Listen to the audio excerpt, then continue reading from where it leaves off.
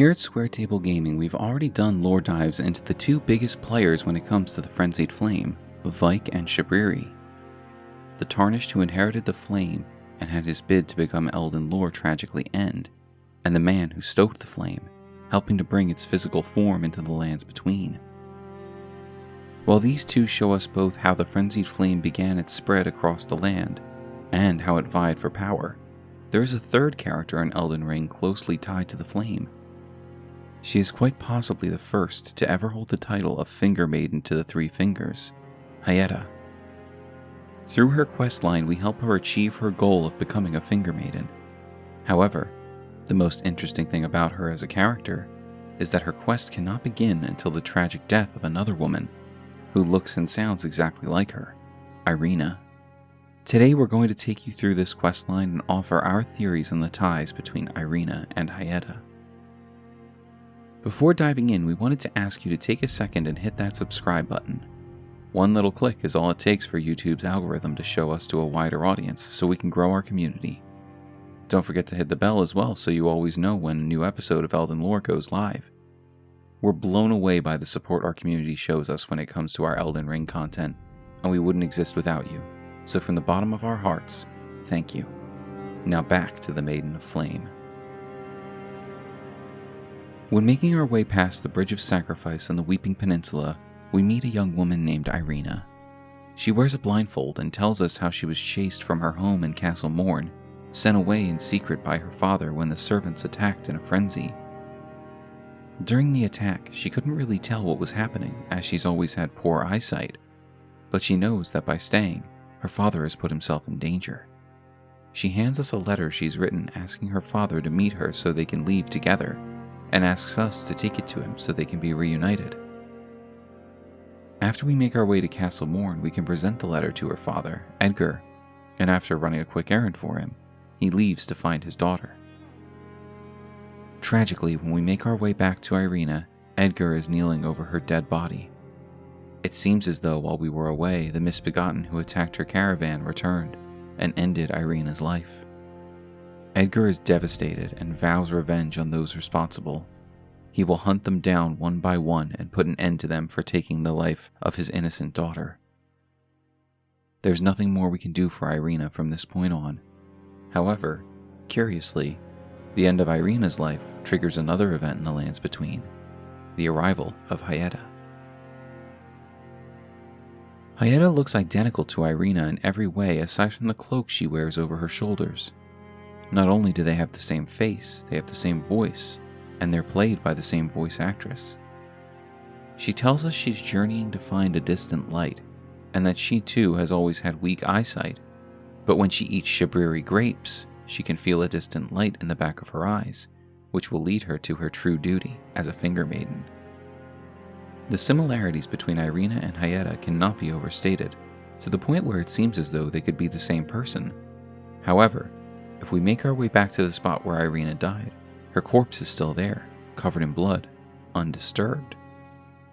We'll dive into our theory on the connection between these two later on. Hyetta can be given Shabriri grapes on 3 separate occasions, at the lake-facing cliffs site of Grace, on the western side of the Purified Ruins, and at the Gate Town Bridge site of Grace. Each time we learn a little more about her and the quest she is on. During our first encounter with her, after giving her a grape, she tells us, "Oh, many thanks to you. Now I can feel the distant light once more. You are most kind indeed. May the blessing of the fingers be upon you." This comes off very much as something a Finger Maiden might say, as we never truly meet one. It's hard to know for sure, but she is playing the part well.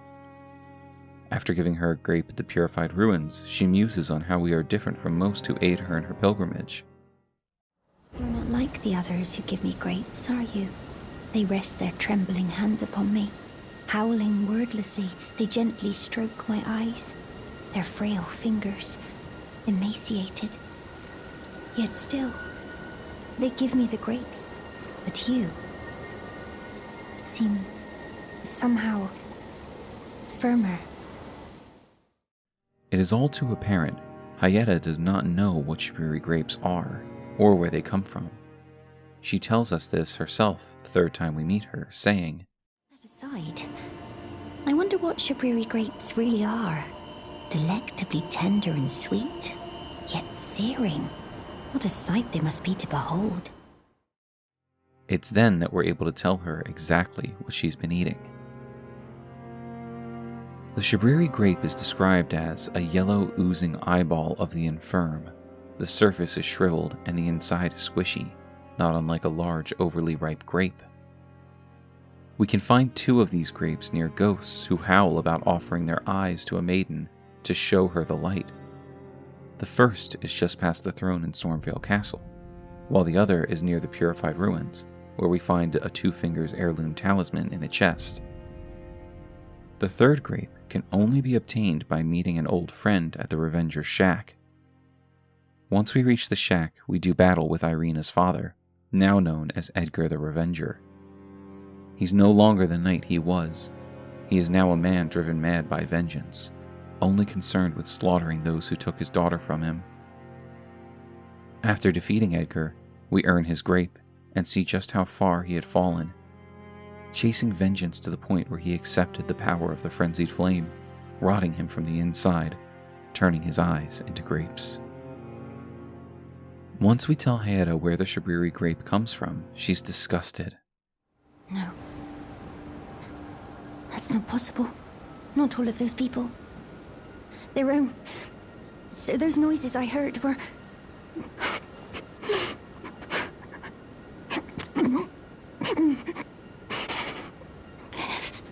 Sorry. I'm alright now. Don't mind me. She retches as we walk away, unable to hold back after learning she's been eating the eyes of those who were helping her along the way. We can speak with her again after resting nearby. Is that you over there? I've gleaned something very important indeed, thanks to you. The reason why it was eyes I had to eat, the distant light, is far and frail, so faint it can't be seen by the naked eye.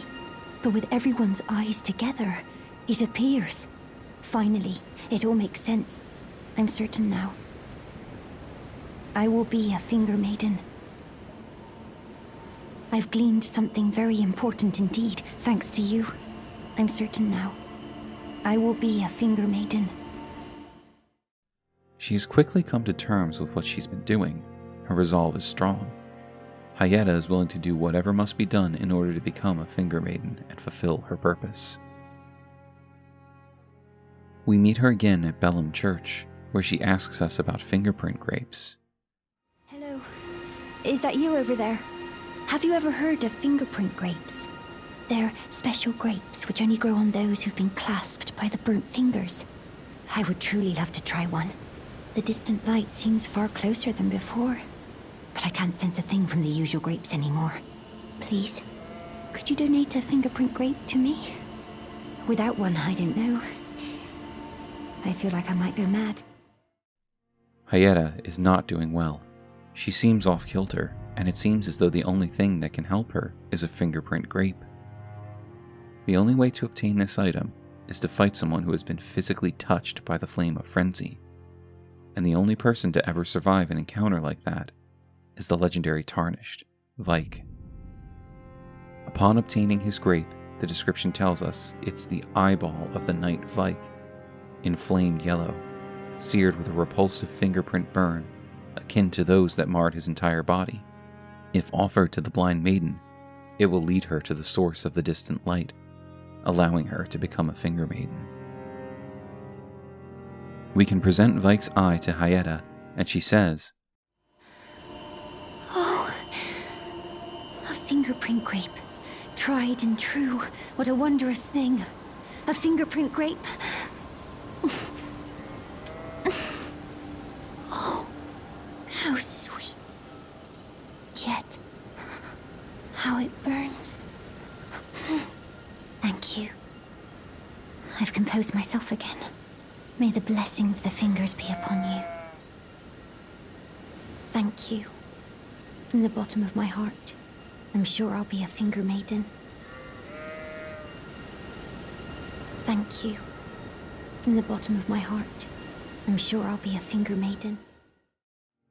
After receiving the fingerprint grape, we can speak with Hyetta again at the Frenzied Flame prescription, outside the doors of the Three Fingers. So you're here as well, are you? I realized as we've talked, I'll be a maiden, and you, surely a lord. Go to the door ahead. After divesting yourself of your possessions, it will surely open, and the Three Fingers will welcome you. May the flame of chaos find purchase within you. Go to the door ahead. After divesting yourself of your possessions, it will surely open, and the Three Fingers will welcome you. Go to the door ahead. After divesting yourself of your possessions, it will surely open, and the Three Fingers will welcome you. We then have a choice. Do we accept the Flame of Frenzy or not? The only way to advance Hyetta's quest is to walk through those doors. Once we do, we can speak with her again. The flame of chaos has nestled within you. Could you please rest your hand upon me? Burn me with the flame to make me your maiden.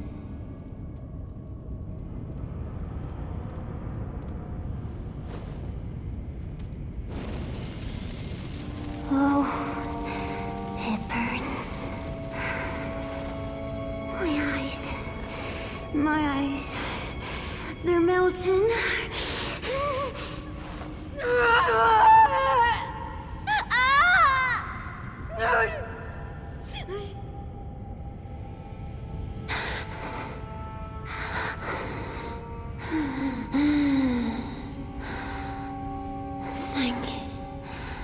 Thank you. I have touched them. The words of the Three Fingers. As your maiden, allow me to divine them. All that there is came from the one great. Then came fractures, and births, and souls. But the greater will made a mistake. Torment, despair, affliction, every sin, every curse, every one born of the mistake. And so, what was borrowed must be returned, melted all away with the yellow chaos flame, until all is one again. Those who gave me grapes howled without words, saying they wished they were never born.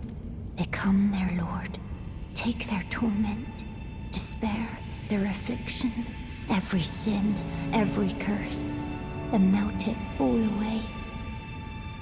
As the Lord of Chaos, no more fractures, no more birth. In the end, Hyetta achieved her goal and became the first maiden of the Frenzied Flame, though it cost her everything. After she divines the words of the Three Fingers, we can return once more and find she has burned away to nothing. All that remains of the first maiden of the Three Fingers is embers in the place she once stood. The biggest mystery of Hyetta is how exactly she's connected to Irina. They share the same face, voice, and clothing, but both exist in the world at the same time. How is this possible? The easiest explanation for their similarities comes from Shabriri. We know he has the ability to take the bodies of others on the brink of death, as he did with Yura. His consciousness then lives on through them, and he's able to walk amongst us. Perhaps the same thing has happened to Irina. Is it possible Hyetta's consciousness has taken Irina's body and uses it to fulfill her purpose? However, there's an issue with this theory. It's that when Shabriri takes Yura's body, he takes full physical control. Irina's body never leaves the place where she died, so a spirit couldn't be puppeting her. Our theory is that Hyetta and Irina are the same person, but in a more roundabout way. We believe that Irina always had the potential to be a maiden of the Three Fingers, but was sheltered from that possibility by her life in Castle Morn. The weak eyesight from birth between both Irina and Hyetta points us in this direction. Upon her death, the Fingers saw their opportunity and manifested Hyetta into being, a perfect copy of Irina, with an insatiable urge to follow the light behind her eyes. What dying means to the people of the lands between is tough to nail down. When someone dies, presumably their essence returns to the Erdtree, and they live again through this process. Our theory hinges on the idea that due to her potential to be a maiden of the Frenzied Flame, the Three Fingers were able to intercept Irina's soul and use it to create Hyetta, a woman with vague memories of a childhood with poor eyesight and a need to seek out her destiny as a Finger Maiden. This theory has no concrete evidence to back it up, but we can see no other way for these two characters to exist in the lands between at the same time, short of FromSoft simply forgetting to remove Irina's body after Hyetta's quest begins. Thank you for joining us to discuss Hyetta, the Maiden of the Frenzied Flame, and her connection to Irina. We believe there's no way to know for sure what the exact relationship is between these two characters, but we hope our theory presents a reasonable story. What do you think the connection between Hyetta and Irina is? Leave a comment letting us know. Like, subscribe, and hit the bell so you never miss a video. We look forward to seeing you again for more Elden Lore.